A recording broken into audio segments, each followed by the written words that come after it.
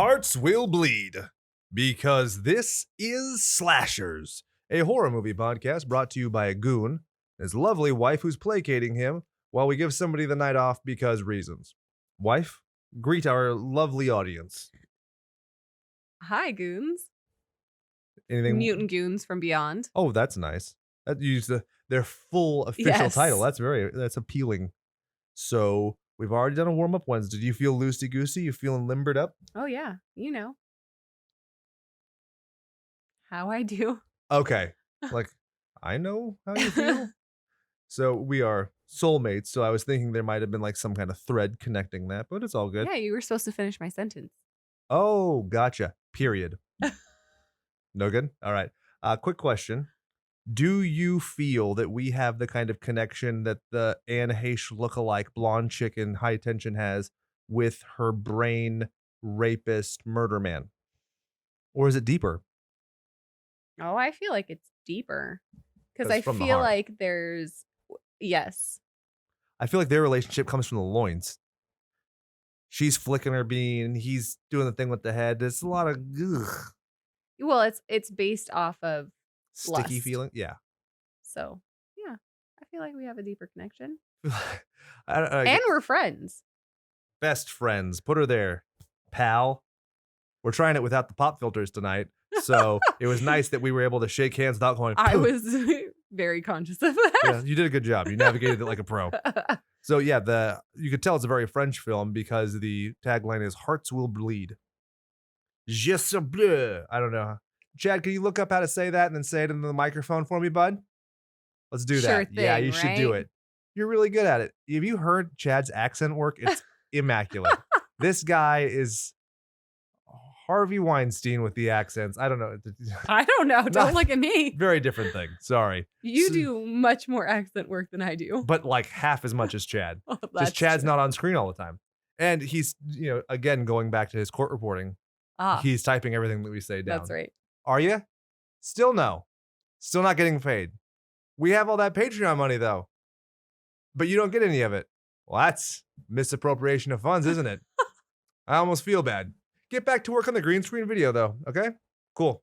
All right. Do you want some trivia for this movie? I only have one thing because it didn't find it very interesting.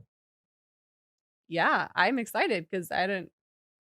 Like, I saw interviews and stuff, and I was doing With my the supplemental... actresses?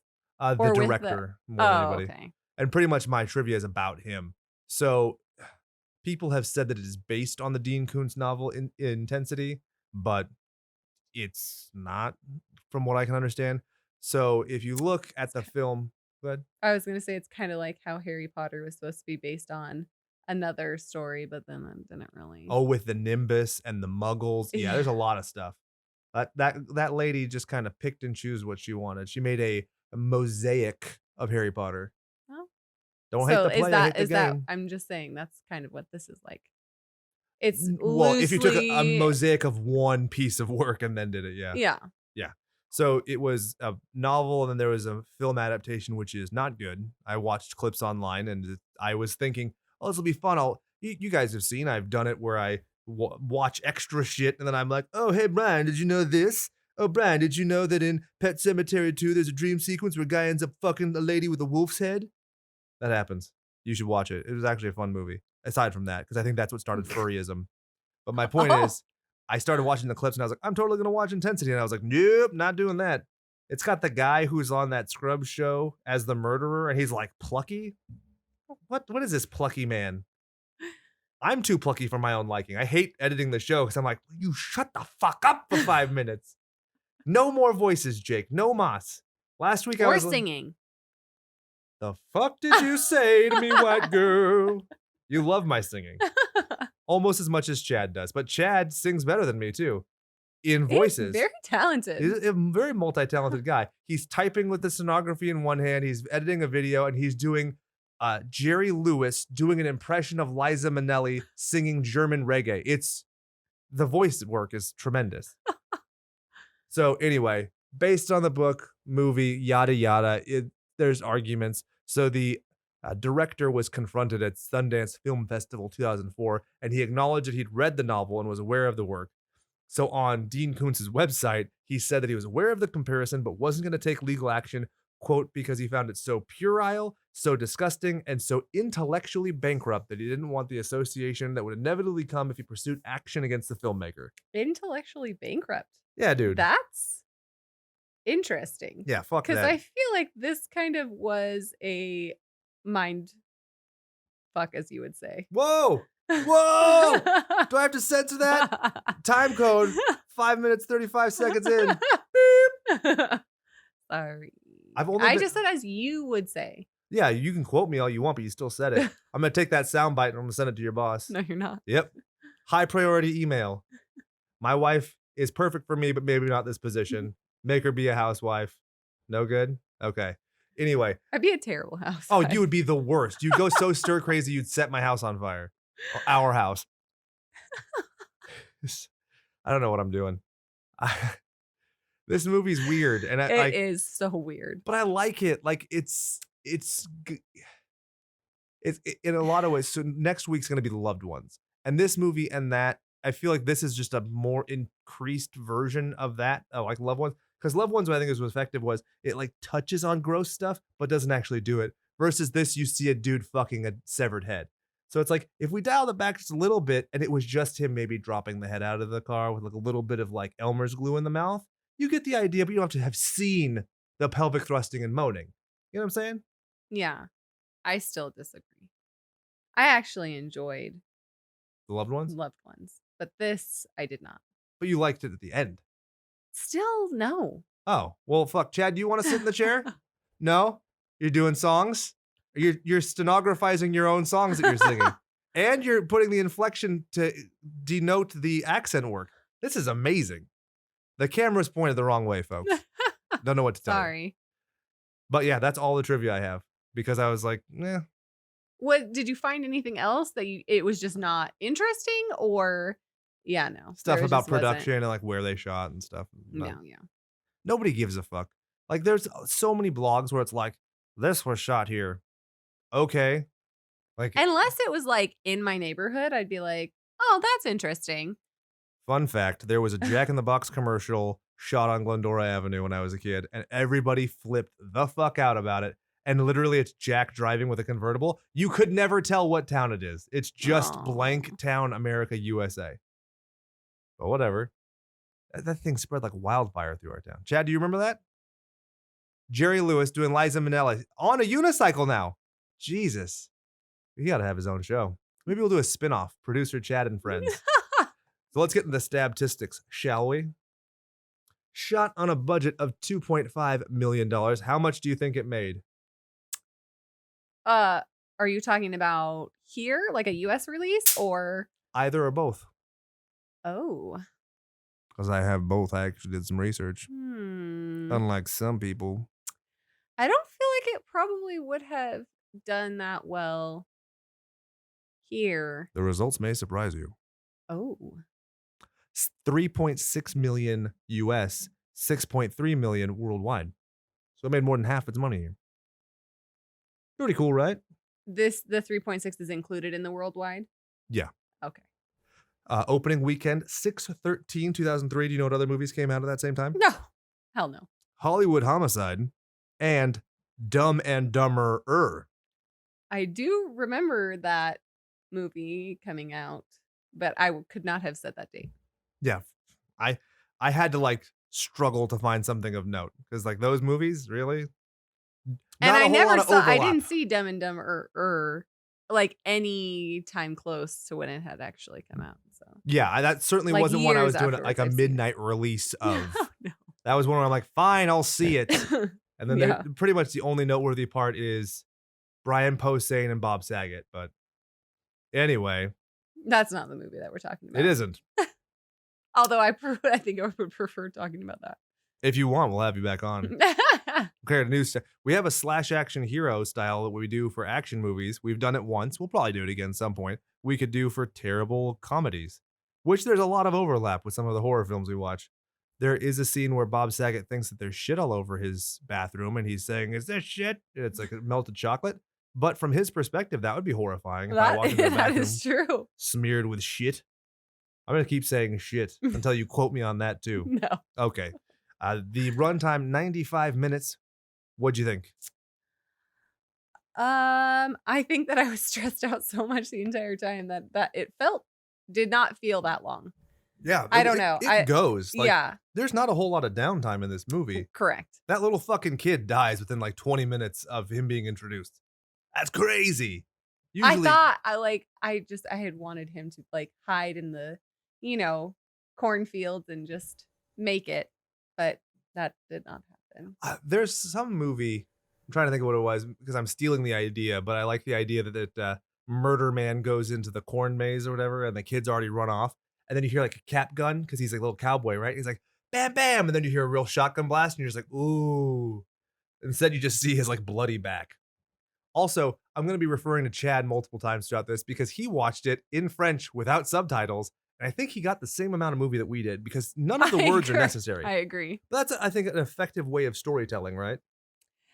And the other thing that made me feel like this movie was very fast-paced is because the subtitles were going very quickly. Because there was a couple times where I'm like, what did that just say? Fast. It's one after another. I mean, they're having full-on the French speak very quickly anyway. I guess people say that Californians do too, but yeah, I'd say that's fair. But then people want to always do like the surfer voice for us. Get fucked. Unless you live in Orange County, nobody talks like that. We're like, boom, boom, boom, go, go, go. Oh, can we talk about how I never want to hear your dad talk about how our generation doesn't want to work again? Oh my God. You're all so lazy. Yeah, sure. Uh-huh. The guy with one sick day in the last 3 years. Meanwhile, he was like off for like 6 months after having surgery. Like, come on.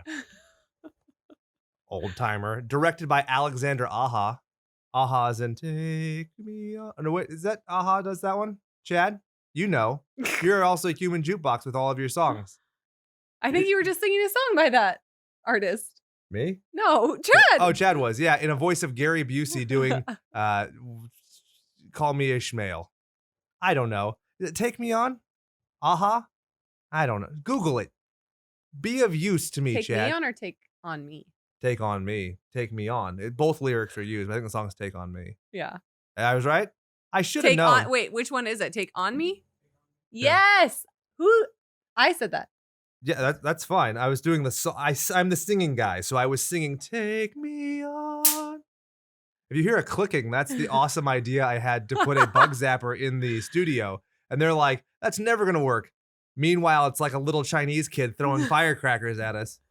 I said Chinese don't because... mind if if you see me slapping my arms because I'll see it's not racist to say because it is a cultural thing to have fireworks, I learned.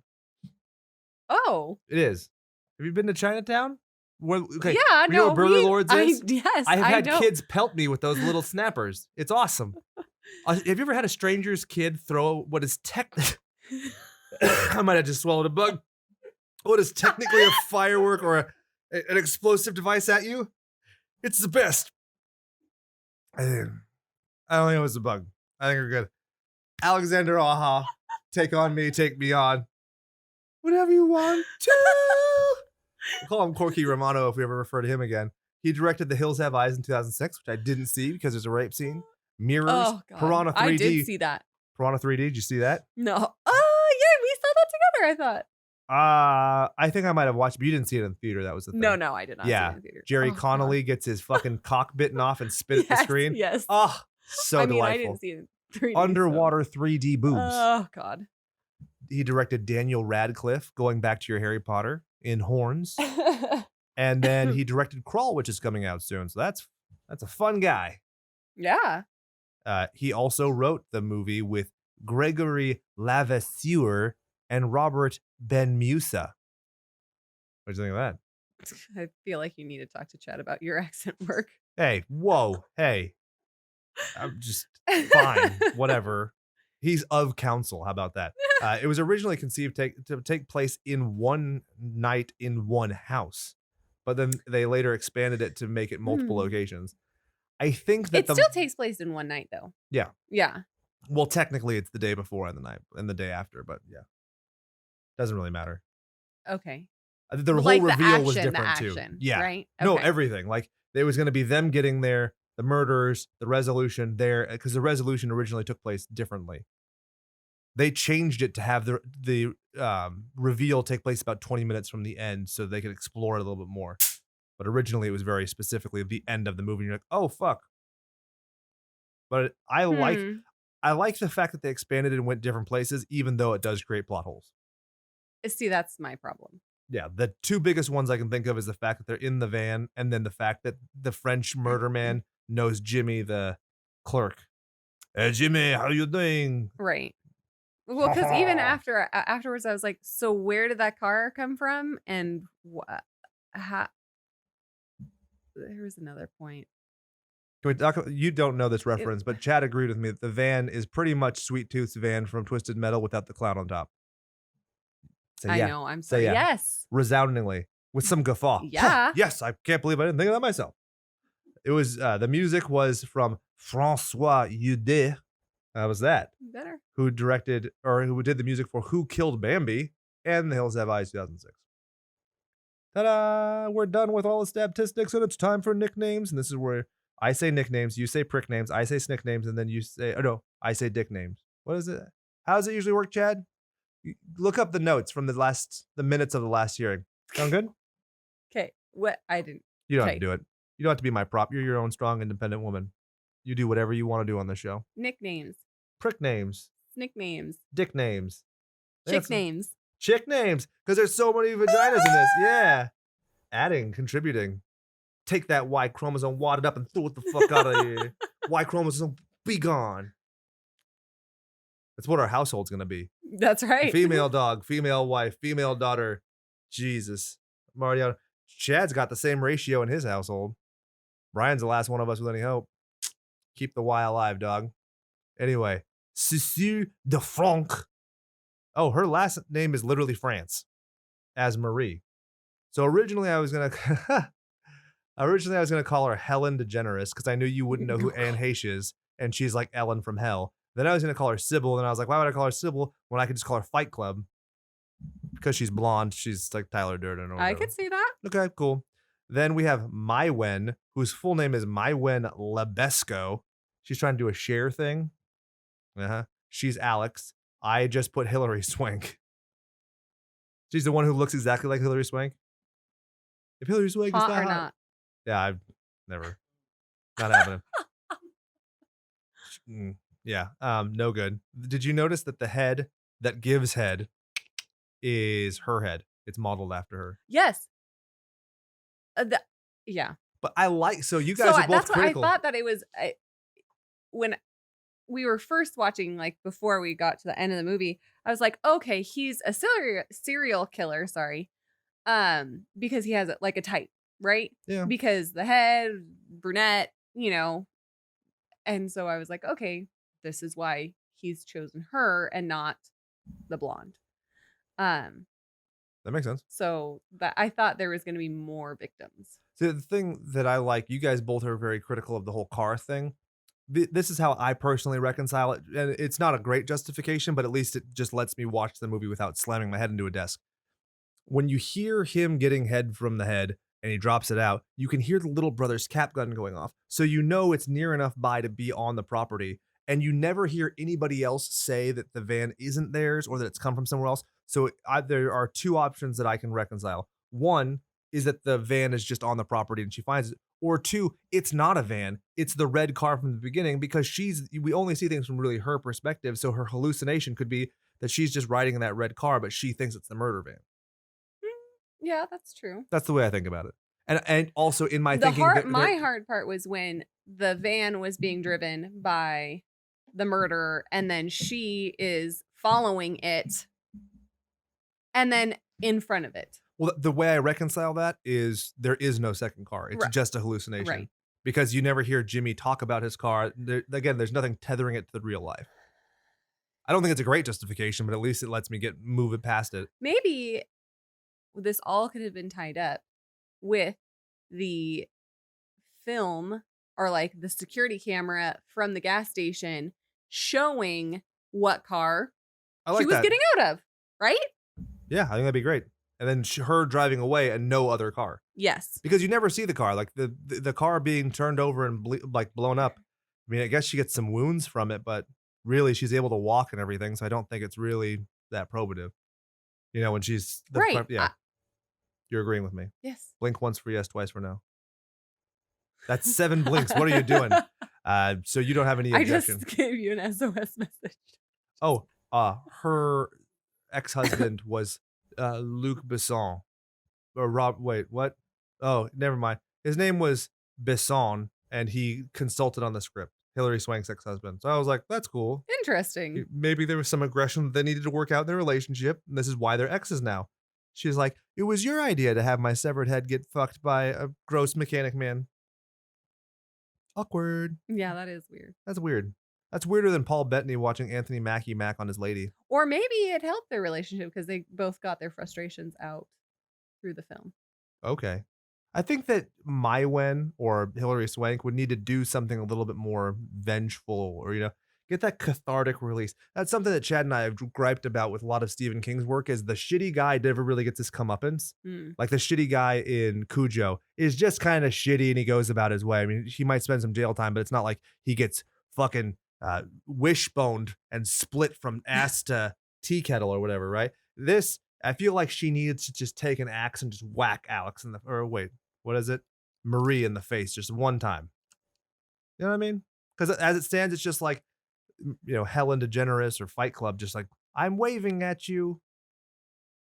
Not enough revenge. Yeah. And wait, okay, so while they're in the greenhouse, is she hitting herself? Sure. Choking herself and everything. That's how David Carradine got it. Okay, but what do you actually think that? Or No. what do you think that I think is she's just hitting was herself. all?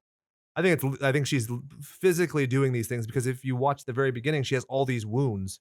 So she had to have gotten them somehow. So I think Well, it was just and at the self-inflicted. end, She gets stabbed, but she's stabbed in tummy. She's not stabbed in the back.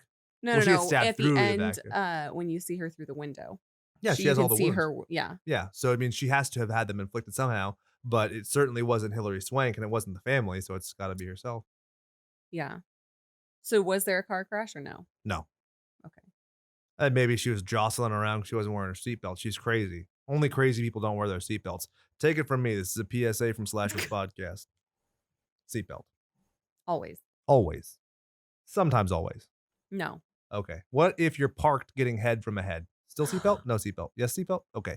Moving on. Philippe Nahon as the killer. I keep calling him Mechanic Murder Man. So you could say whatever you want.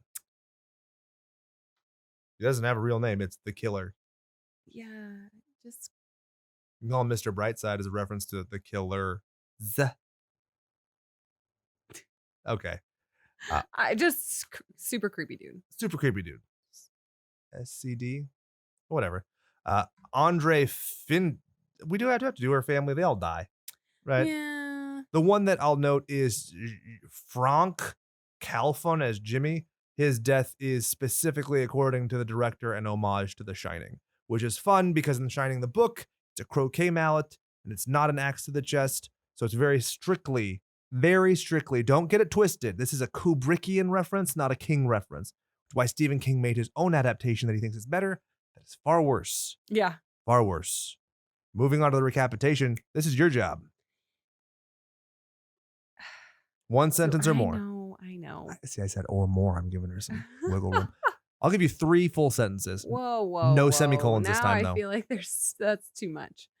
2 sentences, 1 comma splice. Are they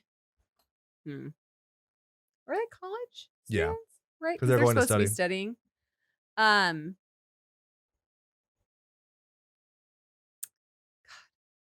A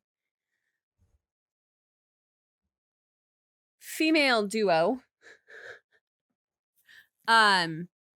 goes to her family's home in the country to study for finals. I think so. And runs into a murderous Machination. I don't know. A murderous man who kills the entire family and like, do I give away? Yeah, I it's can't give it spoilers. away, I've already right? talked about the fake murder man because I would have called him mechanic murder man mirage. Why am I jumping at more at that than I did the movie? The snap crackle pop. I don't know if it's gonna pick up in this, but I hope it does because this is great. Sorry. Chad jumped a little too, but now he's eating a cookie, so everything's okay. While doing one of those motorcycle balls, you know what I'm talking about? The cage. Yeah. Woo woo. So impressive as a kid, and then you learn about inertia and everything. You're like, oh, okay, I feel like I need to prepare for these sentences a little bit more. that's all right. I like the fact that you struggle. Papa likes it. Give me one of the mechanic vests. He turns out to be a she, and who's obsessed with her best friend, which is why she goes on a kill crazy rampage. Yeah. Because she doesn't want anything separating the two of them. Kind of sleepaway camp in that regard. But you're right. Ready for the slave I play? Ready. Born that way. Just like Lady Gaga. What? I literally just yawned. I hope that it picked up you criticizing my Ben Stein over here talking about my clear eyes. Thanks, Jed. I'm gonna put my glasses back on because I'm self-conscious. It's like I put on this fucking collared shirt because I was self-conscious about the duct tape marks around my neck. You have to watch everything here, folks. Green screen and all. Boom. I won't let anyone come between us anymore. The French subtitle says over and over and over again. Because she's repeating that. Because Yep. she's in an insane asylum. This is the thing. Once you've already seen the movie, all this stuff is like, yep, it is so heavy-handed as to what's going to happen. It is crazy. I think that is what, like, afterwards, like how you were saying, like I would replay everything. Yeah. That's kind of the things that I kept on going back to. Like the fact that she was saying that over and over again. I'm like, yes. There was one, though, that I didn't. Oh, the dream. I did not catch. Yeah, but you I had pointed to. out, yeah. Right. You had to point that out. But this is one of the things I like about the slight detours with the whole gas station and stuff. If that doesn't exist, you're like, oh, this is a crazy person. Right. But because those things happen, you have that suspension of disbelief. But then at the end, you're looking at it through the prism of a crazy person's eyes. Like, you can excuse everything. Oh, it's crazy. Move on. Which is fine. Like, it just gets you there. You know what I mean? Yeah. I think that there's still some plot holes of like, okay, like you were saying, like, it's just crazy. Like a crazy person's mind. And I'm just like, yeah, but still, how did that happen in the whatever? My fear is if you did something aside from the camera, I like your use of the surveillance camera. If you had, like, for instance, Hilary Swank watching the scenario unfold, unless it was kind of almost Me, Myself, and Irene, where you had Helen DeGeneres Fight Club acting on one side and then literally pivoting her body and acting on the other side, it'd be hokey unless what I mean? I agree. Yeah. But it could be fun. I mean, there have been great scenes of people play acting against themselves. Fun fact, Kenny Omega had a great match against himself, a 9-year-old girl and a sex doll. So, I mean, who could ask for anything more? That's your pro wrestling. We have a strong following of pro wrestling fans.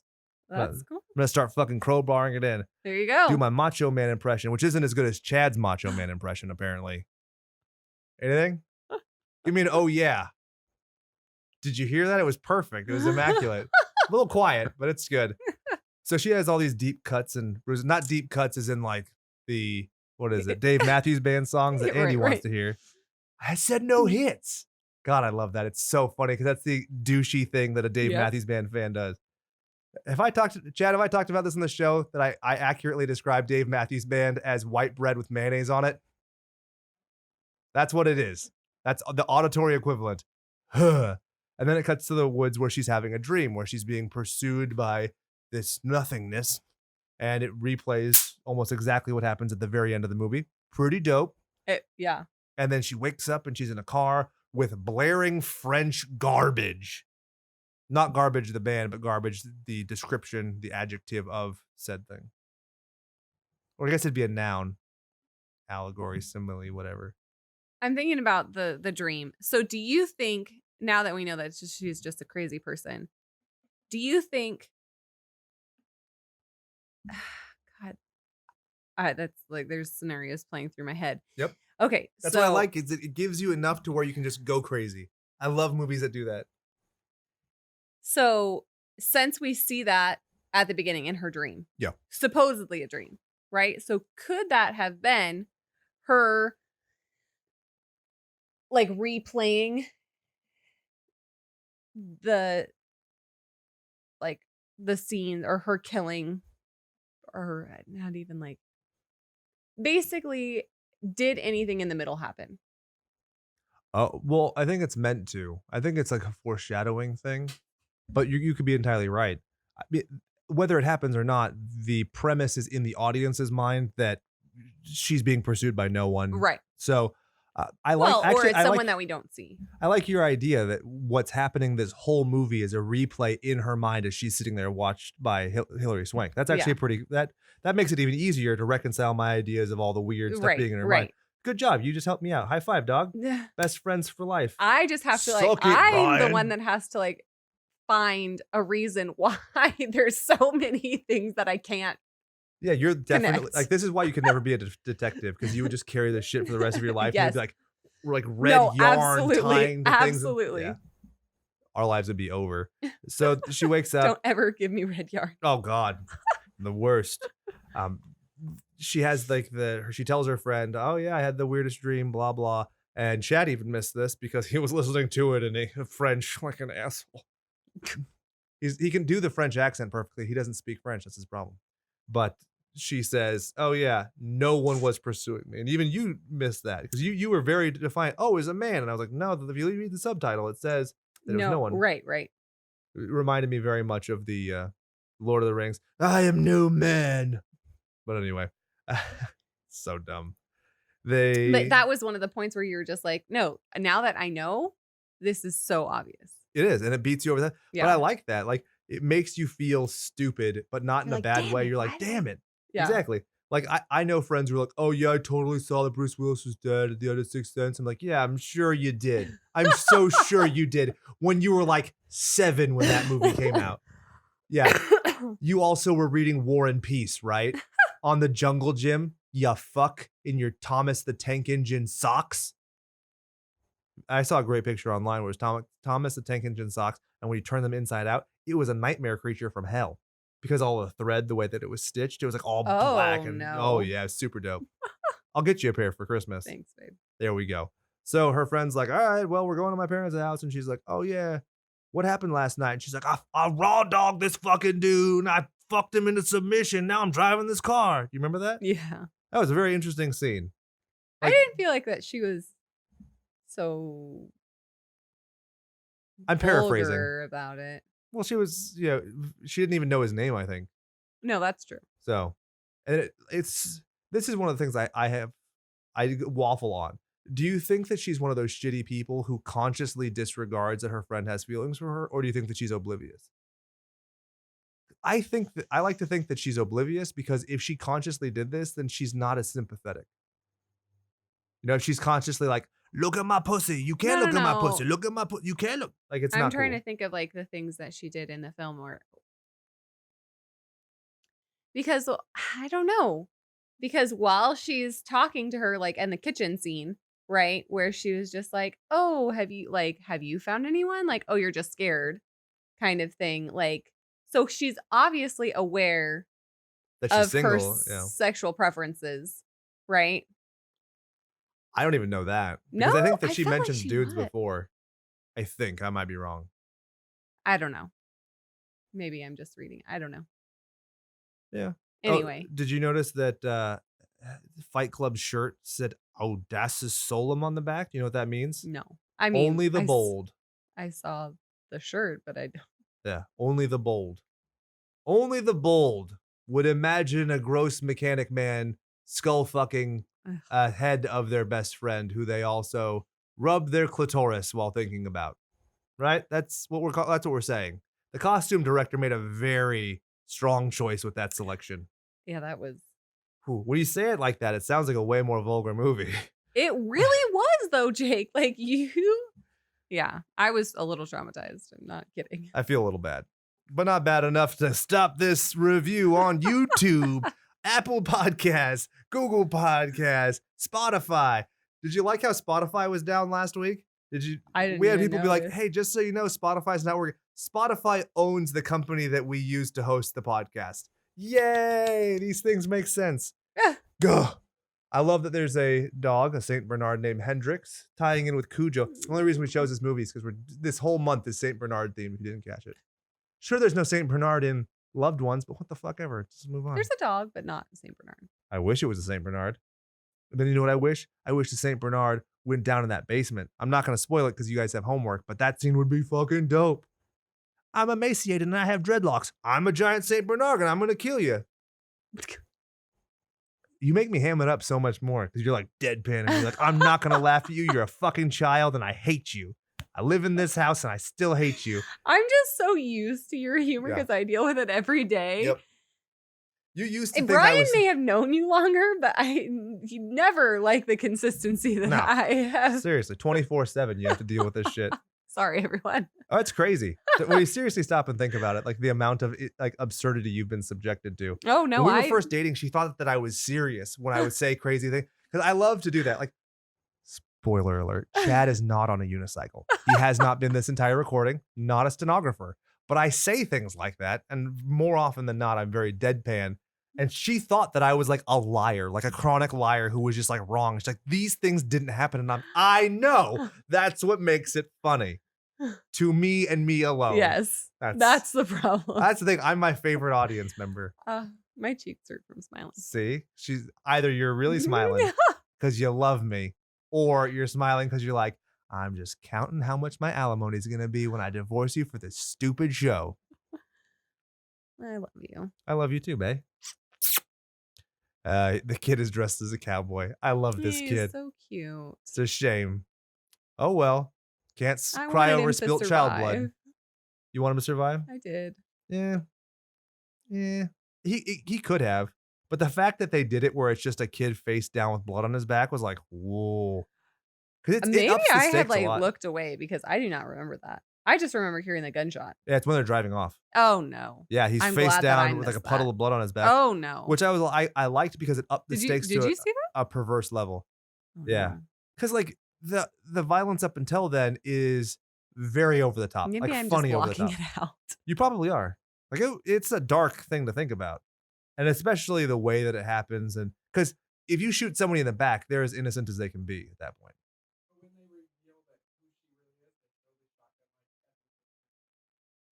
Oh, yeah, that's a good point. From Yes. over the shoulder. Yeah. Chad has added, I don't know if you can hear in the microphone, that when they do the reveal and they're showing her perspective having killed the people, the kid looks over his back and it's turn around.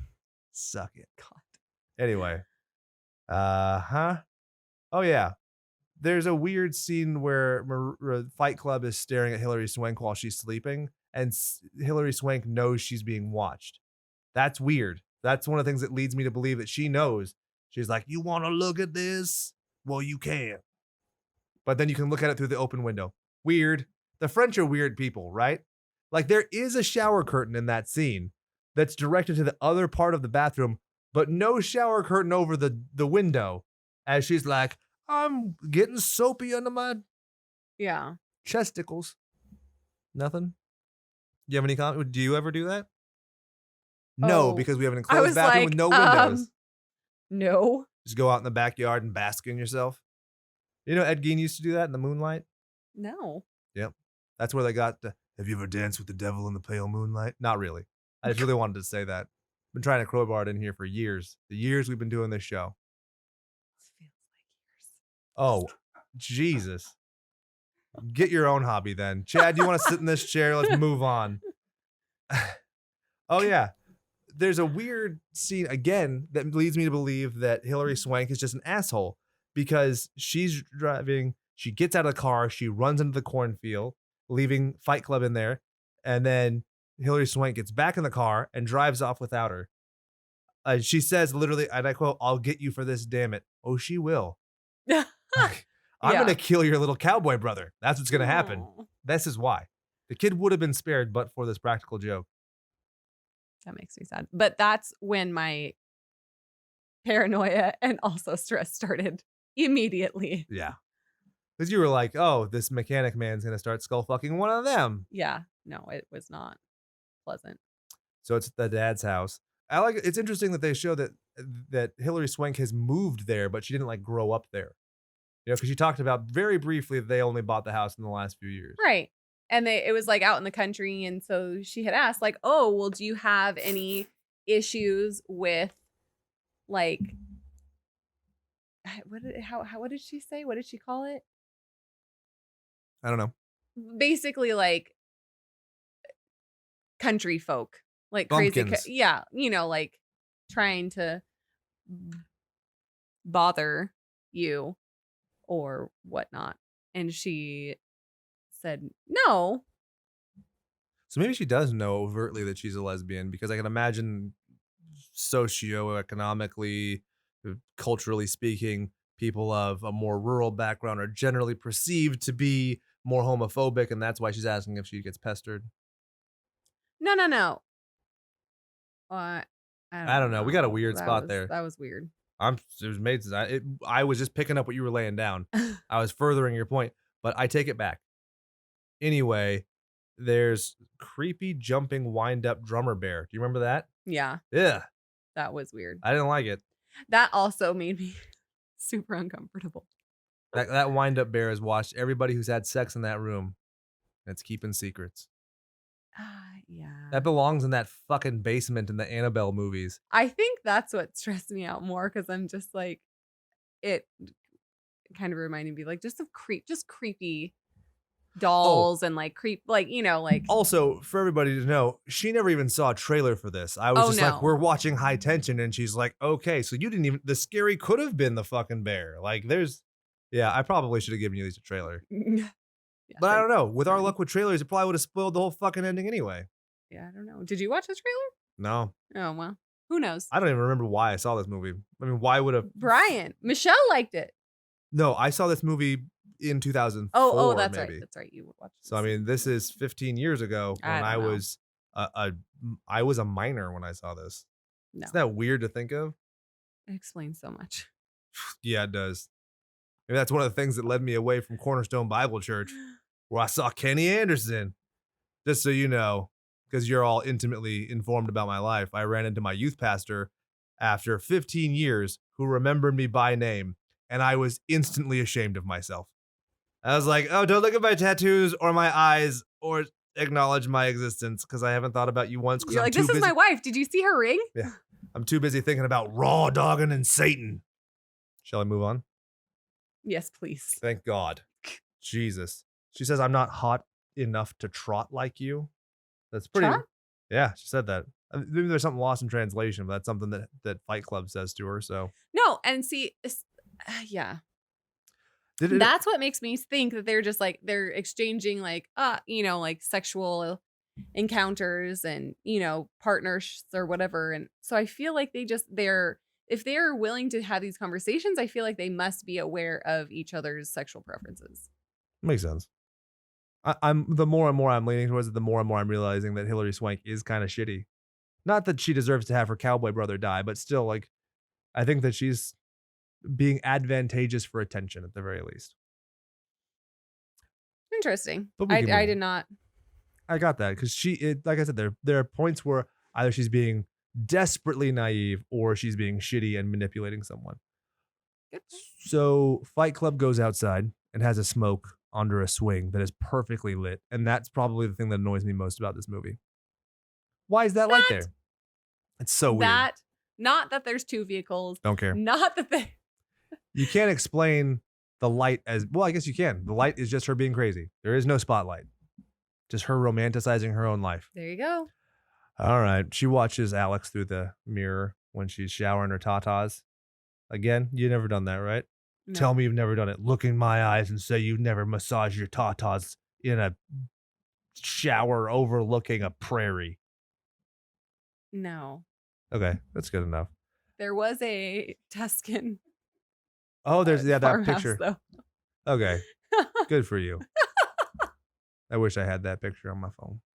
But anyway, we establish that Fight Club is not entirely evil. You know why?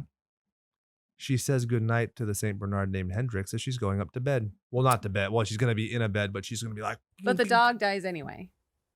Yeah, for sure. So... But she's nice to him in her sane mind. No. That's the partition. It's when she becomes me, myself, and Irene. Then... So let's get into some of these kills. Well, they're coming quick. They do. So for the weird... She's listening to reggae, kicks off her shoes, masturbates. And then I was thinking to myself as I saw her with her headphones on, I was like, thank God there isn't a similar scene with Star-Lord in Guardians of the Galaxy when he has his headphones on, because that would be weird AF. Come a little bit closer, you're my... Gamora! And then Drax is sitting there, and he's like, I'm invisible. And I'm also covered in he would have been like, Star-Lord that's it? cum. Yeah, right. You are I'm a much puny more man. virile. Yeah. Anyway. You're a weak man. Your loads taste like Downy softener. So then you hear the doorbell ring. Yep. Right? And then the dad goes down to see who it is, and it's the killer, right? Yeah, well, you have the The dog male. barking, you have the birds chirping, and it's a little hectic, and Daddy Boy goes down there. He's like, what's up, dog? And meanwhile, you see Fight Club watching from the window. So Fight Club sees all of the kills. So it's another hint that she's the one killing in all of the kills. I did not. Again, But I would you not also have watched it assumed that. Yeah, you watched it for the first time without knowing. Right. But I did didn't you know assume either. that the first time? The first time, fuck no. Okay. Because I was like, they do enough things to make it seem like they're two distinguished characters. So it seems that everything that she's done is like a premonition rather than an actual, schizophrenia or something. Yeah. What is it? Split personality disorder? That's the So DSM-4. then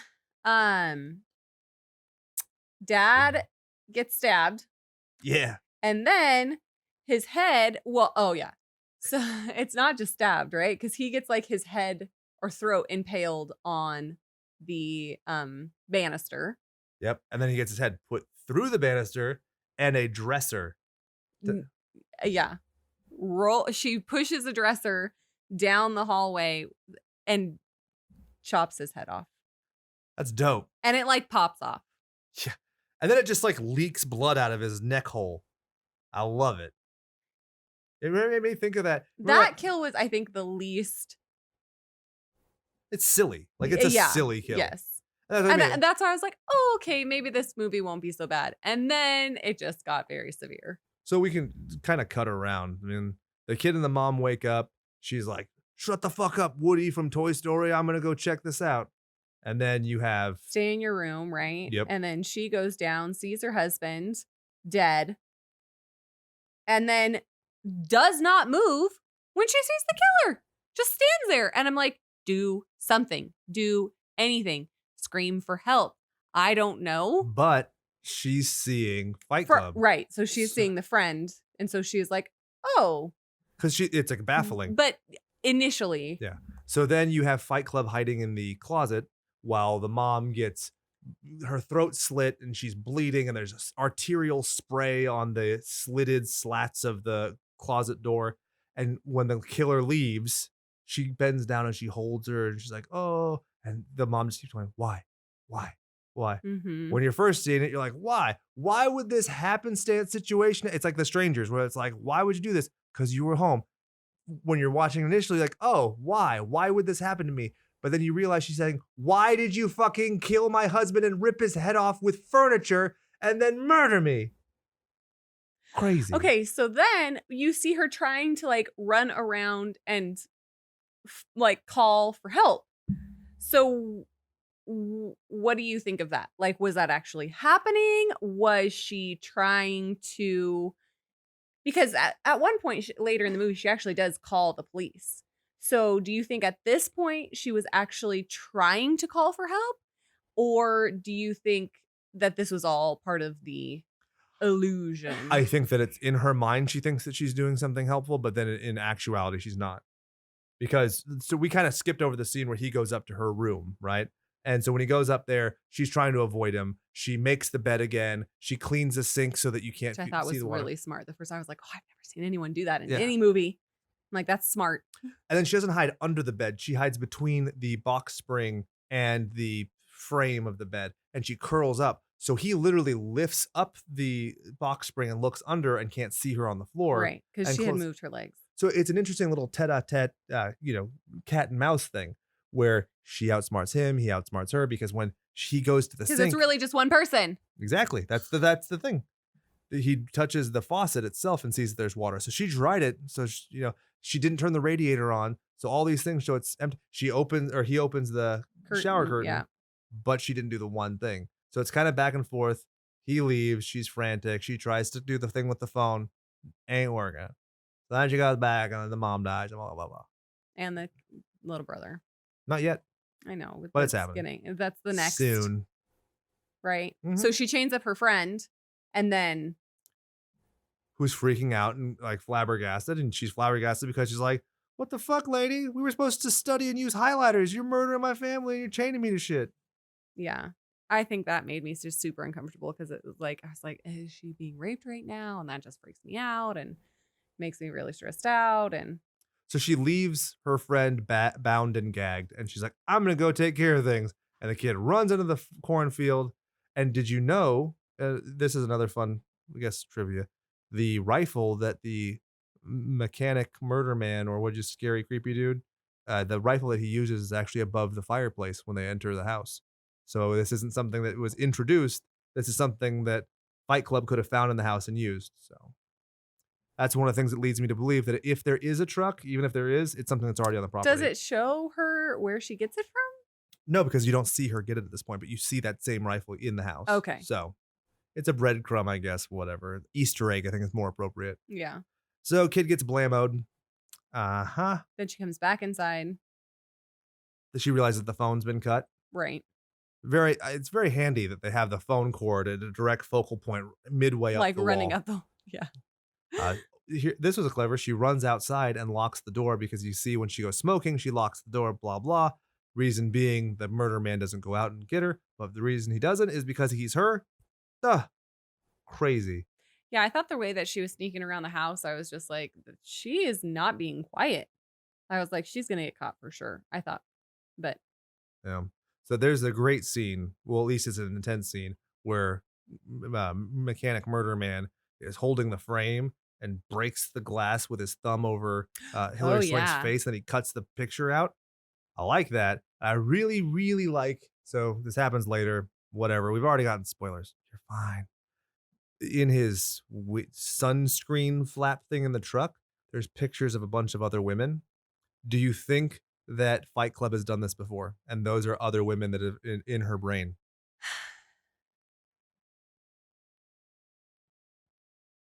I don't know. I mean, that's a possibility. I mean, she could have done it. Like, I mean, I feel like with the severity that she killed these people, that I think that I could say like, oh yeah, she's done this before. She seems semi-pro. Right. But I'm hoping that's not the case. I like the idea that she did, because I think that it makes, it makes a more startling, like it adds to the lore. You know what I mean? And it's lore that you can imagine yourself. Crazy. Like just how like she put on this great act for so long that the friend had no idea. And then she, killed her whole family. Yeah. So that's why I feel like maybe she did. Makes sense. So?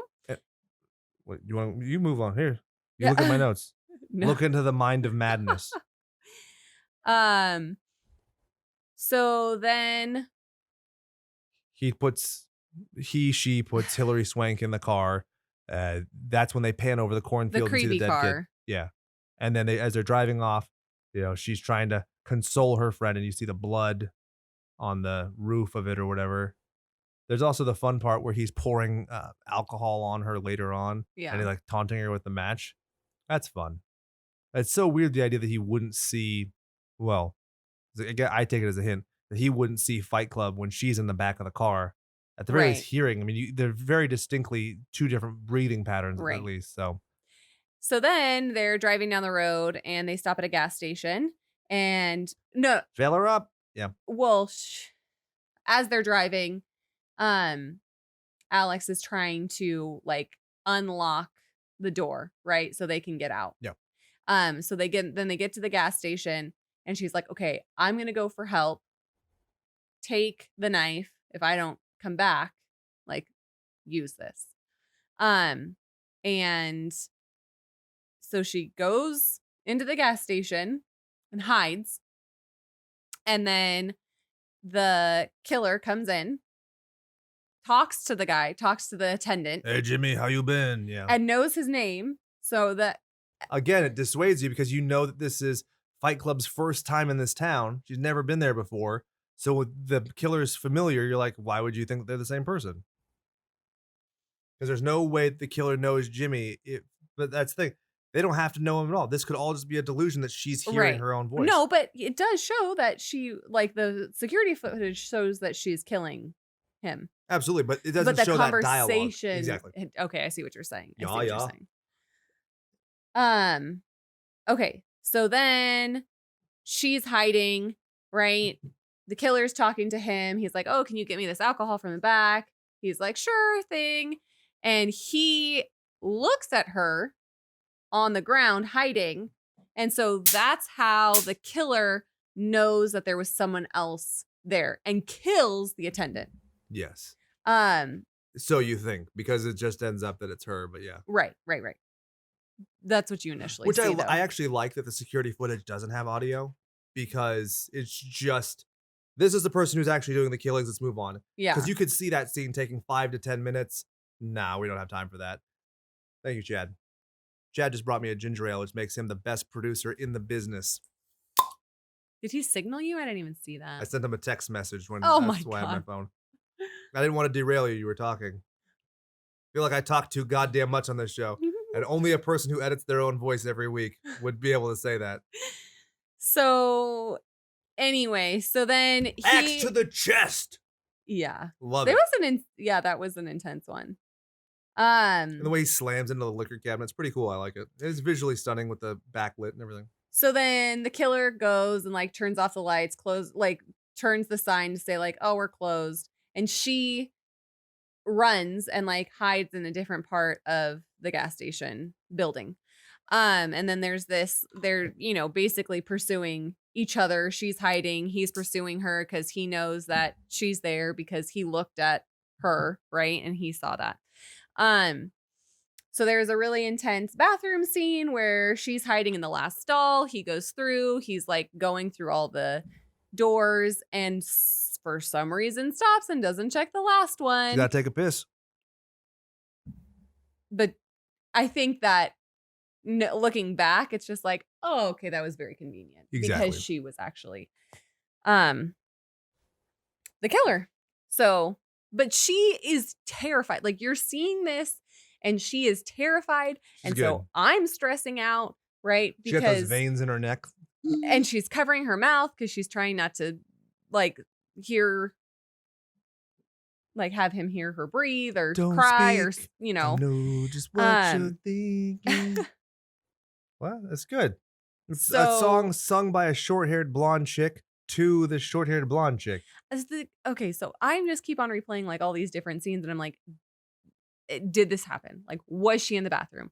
Did she actually, like, so she wasn't in the bathroom at all? Do you think she went to the bathroom? Okay, I kind of wish that there was the surveillance footage of her, like, running around and then slamming the doors open and then, like, twitching or whatever, and then, like, looking and then twitching and then, like, standing at the urinal being like, ugh.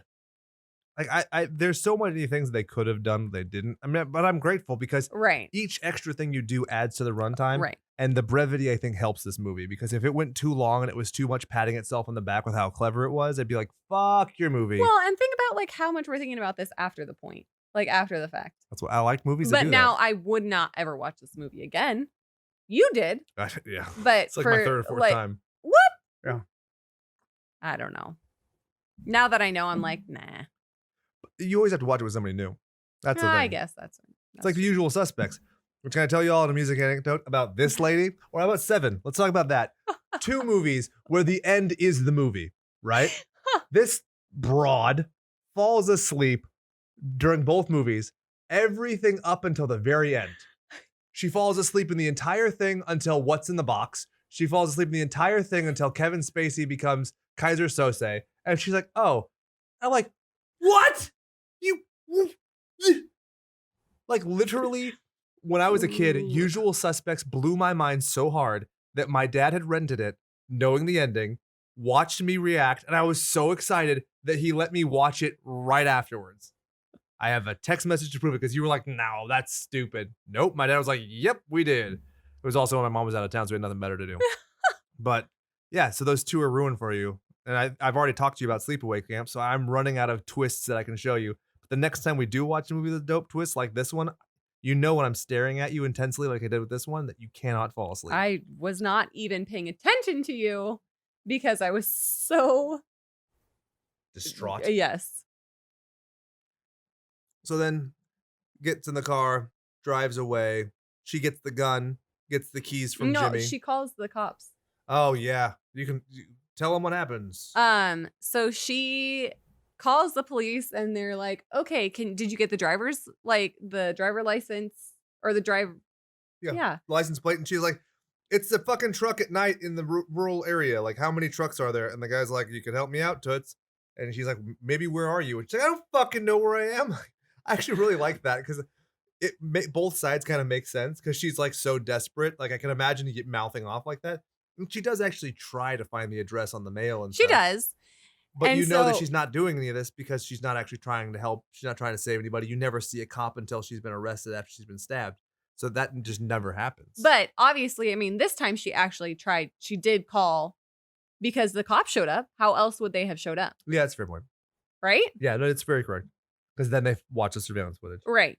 But my point is that even though she knew what she was doing, where she was going, how she was getting there, she wasn't divulging that because in her mind, she was reconciling the fact that she actually wanted to get away with it, but she was, coaxing the id, I don't know, or whatever part of the brain was trying to like pacify it by saying, "Oh, you're helping." Right. Because she gets to be the knight in her mind, she's the knight in shining armor. Right. Yeah. Boom. Sorry.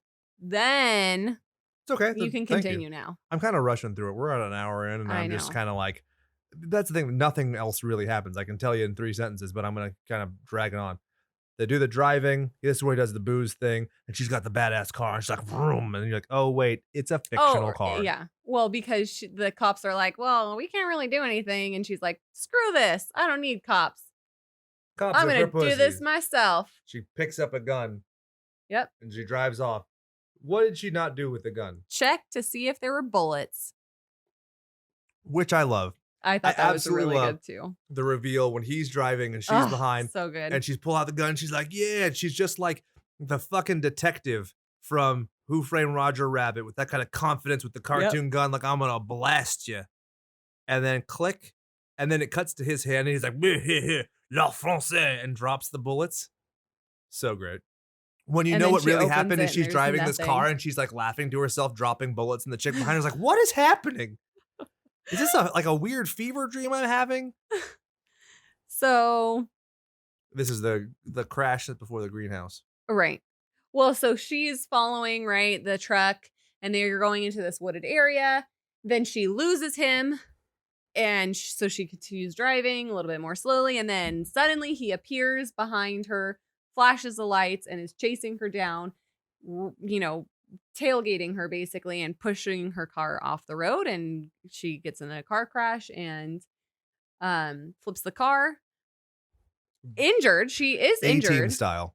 You ever watched an episode of the A-Team? Everyone in the first season has a car flip. It's awesome. I did not know that. It is awesomely bad. Like every single one that I can remember, and I pretty vividly remember those. I mean, that's a pretty cool stunt, but not like bad. Every time. Exactly. Do something else. Right. So she gets out. Her arm is injured. I would say it's more wounded than injured. Really? Any other injuries? Wounds? No, I was just being silly. I know. Because now I'm realizing that we have a half hour to fill and like 2 things happen. I'm stretching it. Well, this can be it. It's not going to be a short episode. You're on the payroll. You're going to work for that Patreon pittance. God damn it. So. Stretch it. Start talking slower. Oh, that was a bad tasting burp. Excuse you. What do we have for dinner? farro and black beans Oh yeah, that explains it. That would. and Brussels sprouts. Oh, and truffle oil. So that Sauce. makes this ginger ale on top of it. That's a very fragrant belch in all of the worst ways. Whew. Sorry, honey. Scarier than this movie to me. Anyway, so that Like most of your Yeah. bodily dude, gases. my flatulations need congratulations with how disgusting they are.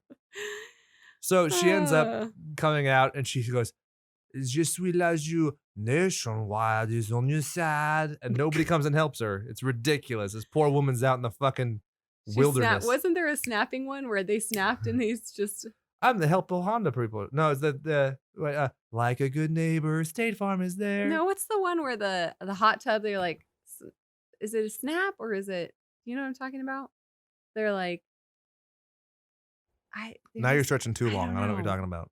Anyway, it's a commercial for car insurance, and it was one where they like, Is it one of the weirdo the helpful Geico one? ones? No, I think it was like something helpful. And they're like, oh man, I wish I had a hot tub. And there's like, they snapped and it was like there, and the person was, anyway. And there was a car, there was like a cheetah, and they were in the car, and they're like, ah! And then What? snap. Yes. Chad, do you remember this commercial? Okay, thank you. Chad I'm not remembers. crazy. Hearing you describe that commercial is like what people who haven't seen this movie are gonna be like when we're describing it. I'm like, Yes. wait, I thought that what? Yeah. Apparently Well, people do listen to these even sorry. if they don't watch the movies, which is fun. They like hearing me yell in my garage so much that they're like, oh, you go ahead and spoil this French film from 2003. I don't care. This is one I would say that they should probably watch first, though. Fuck yeah. I think they should watch all of them. It's fun. But again, I'm the guy who thinks of horror movies like merit Not badges. everyone has as much free time as you. Oh, do. I have copious free time. Yeah, while you're asleep. Well, You know how I spend my night? First 20 minutes, I stare at you while you sleep. The next 20 minutes, I lick your eyelids. Then I count your eyebrow hairs one by one. That's how. And then you watch a movie. Then I watch the movie. So this is where she enters the greenhouse. Right, she's running from the car crash to get away from the killer Because nobody from Nationwide came and helped. into greenhouses, which I'm like, are they in California or Nevada? Like, is there some weed? Why are there greenhouses in the middle of nowhere? But they're like abandoned, which is kind of creepy. You can tell because everything's overgrown Right. and filmy. Or and, dead and Yeah. So she's trying to go through the greenhouses, somewhat quietly, although there's a bunch of dead, plants on the ground. So she's like crunching through, and it's like Snap, crackle, causing popping it. more anxiety because I'm like, she's gonna get caught. She's gonna get caught. Can I relieve your anxiety real quickly? Greenhouse in the middle of us. No. Okay, sorry. Keep going. God. So There's then the you see flashlight. him. She's on the inside trying to hide. He's on the outside. She Looking in. stops like to try and bandage her arm. Then what? Then there's the flashlight. Yeah. And she's like, I'm going to fuck this guy up like Cactus Jack. Wait for it. Hold on. Put this. Bang, bang. For those of you who know what I was, that's a great reference. You don't. It's No, okay. I You don't have to. Sorry. Cactus Jack was one of the personas of Mick Foley, and he would use a 2x4 wrapped in barbed wire. And that goes all the way back to his days in Japan with Terry Funk. And that's where he actually lost half of an ear in a barbed wire match. Huh. Super cool.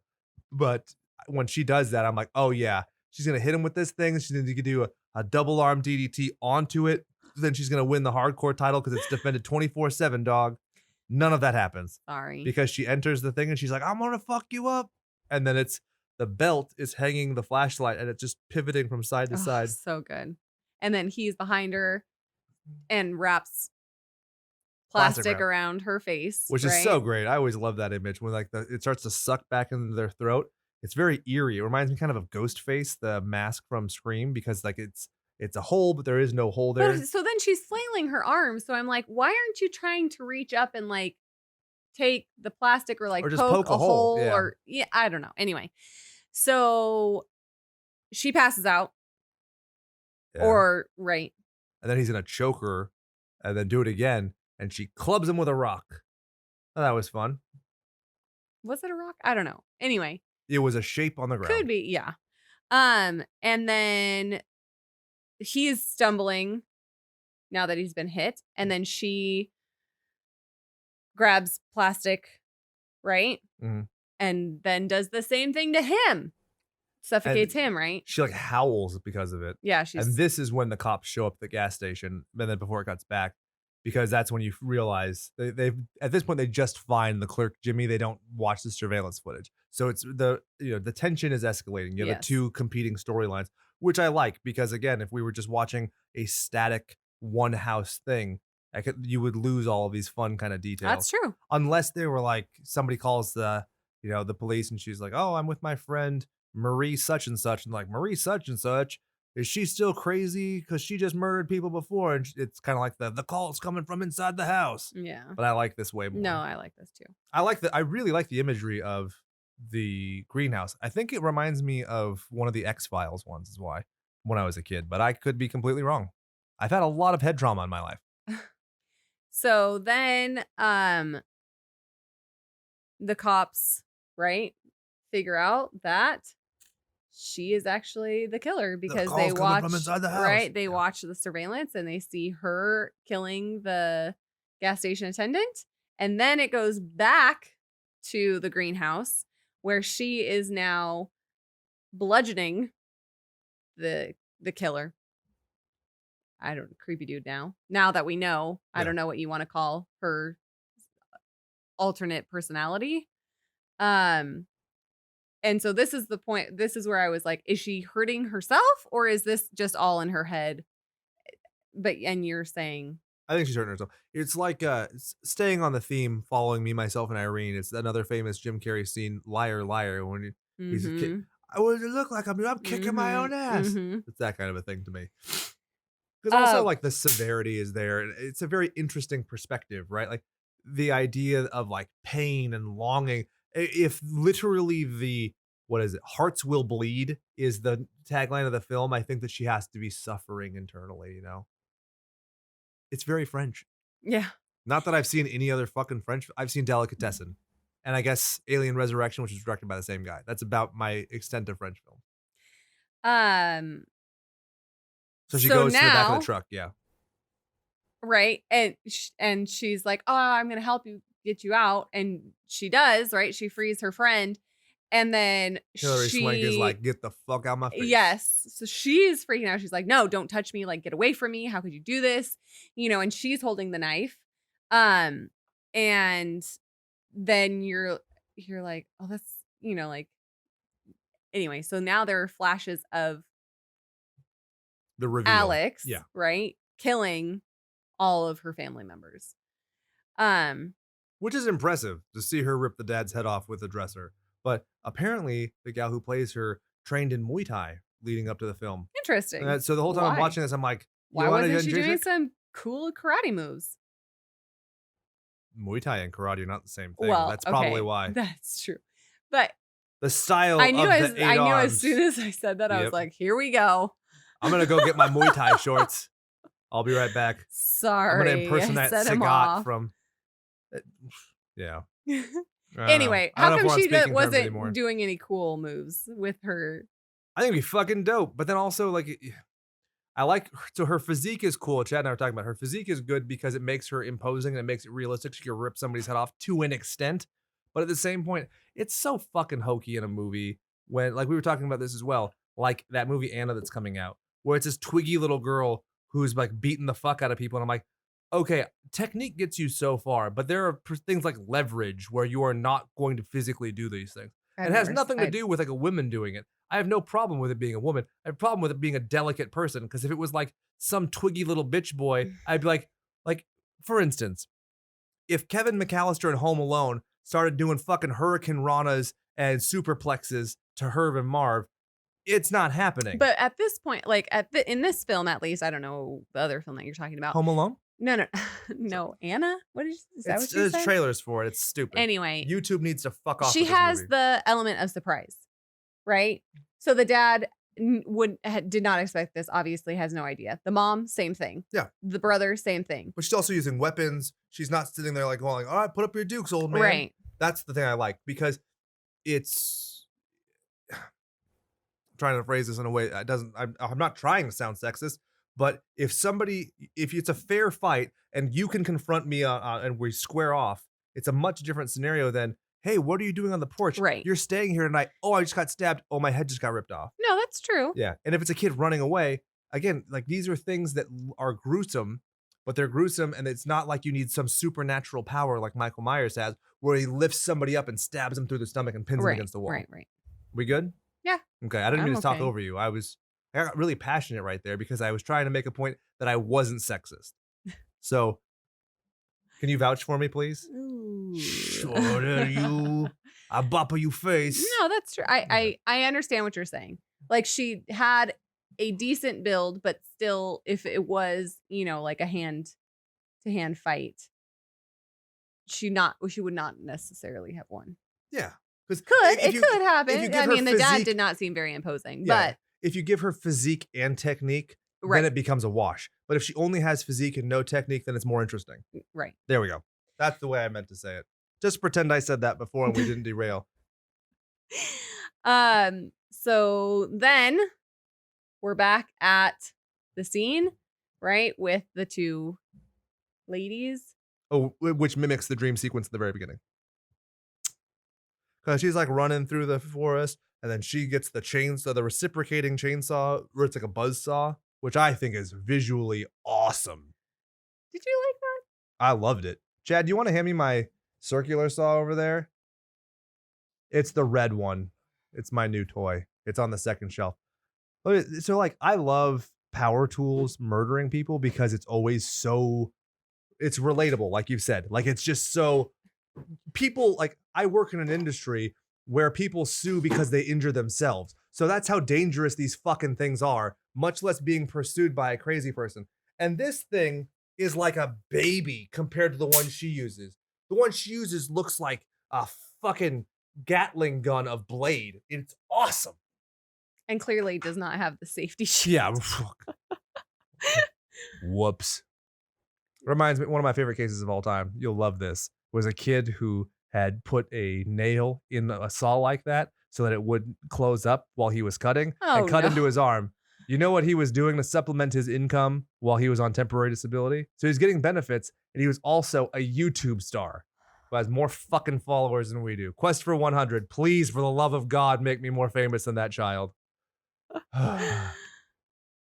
Who injured himself by using But, I mean, under law, he was protected. There's no comparative negligence and compensation. So anyway. she goes, but this time, and she's not the one stopping the car, it's Hilary Swank. And she's like, please. She gets in the car and she's like, drive. And then it stalls. And then in this version, we're like, come on. This version has the saw. What does she do with the saw? She climbs onto the hood of the car and goes. Not like Tawny Katane, mind you. It's very different. It's a White Snake reference. And then Chad loves it. I have Here no. I go this is my life. home. Like, I'm like, honey, yeah, sure, whatever you say. I have no idea. Basically, I would say 90% of your references. I made up my mind. I ain't wasting no more time. I do know that song, though. Thank you. I knew you would if I kept going. I was very confident in that one. So You've listened to enough KLOS in your life. So then she has the saw going through the windshield into the driver. Just sprays everywhere. And that is the most. Oh, I love it. But see, that made it a little bit more cheesy too. A very Evil Dead kind of aesthetic with the chainsaw. Yeah. I love it. I think it's fun. It was good. I thought that it was good too. I've actually had some really fun conversations with our fans lately talking about like my perspective of budget and schlock. I really resent big budget stuff. And I think that I really resent horror that takes itself too seriously. And one of our fans, we were talking about like what we would call torture porn. I like gore. I don't like torture porn. Mm-hmm. There's a very distinct difference. And I think that this, like you said, it's so absurd that it makes it almost a sigh of relief as you're winding down. Because like she's in the back and the blood is just spattering everywhere. And you're seeing it, they show from the outside of the car and like the whole back window is all bloody. And so it was. I think it's awesome. Yeah. Because it's interesting. The action is ramping up, but the resolution, as you can feel the resolution. Right. It's descending. We're calming down. Right. And my biggest complaint is the fucking filter they use in this entire movie makes her blood, when she's covered in blood, Hilary Swank, she looks purple. She looks like the But- fucking Vision from Avengers. I was like, Jesus, this is I distracting. did not notice that. I kept trying to think of what is it, California Raisins. I was thinking all these purple characters. But maybe that's more. I feel like that's a little bit more realistic than like bright red blood. Well, I love what is it, Fight Club's blood coming out of her arm, where they did a really good job of making it look like, you know, when blood is streaking down and it starts to Coagulate. harden, but it still has that somewhat viscous nature to it. It's kind of pliable. That was really good coming out. I thought it was really probably my favorite gore element, and it's something so simple, but like we've talked about this a billion times, that sometimes blood is a savior and sometimes it's a silliness. Like we were talking about Clayton Cogswell, by doing color correction on blood in Taxi Driver, they got it from an X rating to an R rating. Yeah. So that's a way to play with it and make things more real or less real. And this, it's cool to have more real for the blood on the arm, less cool to have it where it's spraying everywhere, Right. because again, we're trying to descend. And Right. we don't want to have, you know, post-traumatic stress after this movie. Although I kind of did. Yeah, for sure you did. But I like that. You saying that kind of makes total sense. Like this is, you know, resolving, calming down, Yeah, I less think it's realistic, less exactly. Because a dude could axe someone in the chest. You know, a guy, well, I don't know, but that's the thing. So the most relatable deaths occur in the middle. Right. And then it starts off with hyperviolence. Dad, and then ends with the guy in the car. Yeah, hyperviolence. Right. And then in the middle is the kind of more realistic, kind of cringy. Yes. Like the mom, when she gets it, that's very possible. Yes. Yeah. That's also a sweet effect. Anyway, so then she's again pursuing Hilary Swank. Hilary Swank does what with what to her what? We're playing a really weird game of Mad Libs. Okay, so she stabs her In the tummy. Does she? Yeah. Well, it's not really the tummy. It kind of goes through her chest, outer shoulder blade. Shoulder blade. Which is weird that it could pierce through a bone like that. There's not a whole lot of leverage. And she's Yeah, like I thought crawling. that was with the interesting. glass. Tell them about the glass and the Achilles. Oh yeah. Well, so that's why she's crawling out of the car, right? Because she's trying to get away from her after she's like sawed through the windshield and the side doors. So she has crawled out of the car and is like crawling away on the ground, and I'm like, why aren't you running? And then you see this chunk of glass, like a good sized chunk of glass in her Achilles tendon, like has cut it so she cannot walk. And so she's like, the killer is pursuing her and she stabs her through. Oh no, she kisses her. Yes. Right? To like lure her and to lull her and then goes. Right. Because she's saying like, I'm glad there's nothing separating us now, or there's nothing in between us. She even says that she loves her. And she stabs her with a pry bar, which is what she broke the window with, not a knife. I misspoke, yeah. And that's why I was like, was that sharp enough to get through all that? It's great with no leverage. That's what I'm saying. It like slips through her like butter. Yeah. It reminds me of Edward Scissorhands when he has like the wax hands, and as he's falling, Vincent Price is falling and dying, how just easily you know what I'm talking about? Well, the scissor hands pierce through the hands like a knife through butter. And that's what this kind of reminded me of. It's weird. My brain does that. So then you see Alex in the insane asylum at the end of the movie, and she's back Hilary to muttering. Swank is looking through the window and saying, "Are you sure she can't see me?" And then it pans back to Alex, and she does this, like she's reaching towards the window, like she knows that she's there. She's drawn to her. It's a very fun gag. It happens a lot, but it's always fun. I like it. I don't know. And that's the end. Yeah. I really wish this film ended with "There She Goes Again" from "So I Married an Axe Murderer," because it's so silly. Because I just feel like it'd be fun. Do you was there I know in the I know at the end you see the wound in her back, but gnarly. But at the beginning, do you see it too? It's purple and it's got staples in it. See, so that's another. A callback, but it's not a foreshadow. Yeah. Yeah. So, how do you rank this butt fucking movie? Is it a classic, a trashic, or a tragic? I'll stand by it. I think it's a classic. I don't think it's the best that we've seen, but I think that it is a good movie that it's not the most unique. It is a very basic premise that has an interesting twist, but it's visually interesting throughout. There are strong performances. This is not like an M. Night Shyamalan movie where once you've seen, I've never seen Sixth Sense a second time because I was like, okay, I get it. Kid sees ghosts. Who gives a fuck? Yeah. But with this, it's like, oh, I want to see that. I want to see how they set it up. I want to see how they execute it. I want to find the plot holes. I want to try and reconcile them. So that's me personally. No, I think that you're right. Because say it again. Chad, can you record this on a backup device in case we lose the whole podcast? Say it one more time. I think that your analysis Oh, of this movie there it goes. is correct. You realize I'm the guy who edits these episodes. I'm gonna get what I want. I think that you would say that it's a classic. Because it is something that, I mean, I don't know what this is worth coming from me, but it's not something that I have seen. Like, I haven't not seen this done before. I am left thinking about it still, trying to figure out how, the things are done and, but this is the choices that they made. Yeah. And, so yeah, I wouldn't see it. Yeah. This is a great movie to get people into the concept of horror as a genre in terms of the production. Well, like psychological horror. Not even just that, but like think of like, how did you achieve that effect? How did you do that story? How did you do these things? There's enough intriguing parts of it that allows for an analysis of what would otherwise just be very jarring and uncomfortable. Because this movie on its own, I think you would just revel at if it was just Intensity by Dean Koontz. But because you have the twist, because you have some really interesting visual cues, you get to dissect it a little bit more and makes it more appealing. Like, this is... Please do not show this as an introductory to horror. That's what I was about to say. Please, like, this is not, like, if you're trying to get somebody to watch horror movies, please do not show that.